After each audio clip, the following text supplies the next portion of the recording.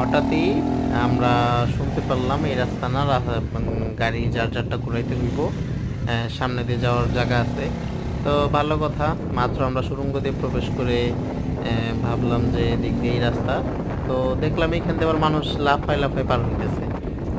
তো আচ্ছা ঠিক আছে, আমরা বাইক নিয়ে কোন দিক দিয়ে যাবো? তো অনেকেই দেখাই দিল এই রাস্তাতে সোজা আগাইতে থাকেন, ছোট করে একটু দেখবেন যাওয়ার জায়গা আছে। তো আমরা এই রাস্তা দিয়ে আগাইতেছিলাম। আর এইখানটায় এইভাবে ডিজাইন করার কারণ হইতেছে যেন কোনো যানবাহন বা কোনো কিছু যেন ইজিলি প্রবেশ করতে না পারে। তো এই সেন্স থেকেই মূলত এটা তৈরি করা হয়েছে যতটুকু আমি মনে করি। মানে একটা ড্রেনের মতন করছে, ড্রেনের মতন করলেও কিন্তু উপরে স্ল্যাব দেওয়া থাকে, কিন্তু এখানে কোনো স্ল্যাব নাই। দুই পাশে সুন্দর ঢালু করে রাস্তা, মাঝখানে একটা পানি যাতায়াতের জন্য ওই করছে যে পদ্মা সেতু দেখা যাইতেছে। আমার কাছে তখন খুবই ভালো লাগতেছিল যে অনেক কষ্টের পরে আমরা সাকসেস।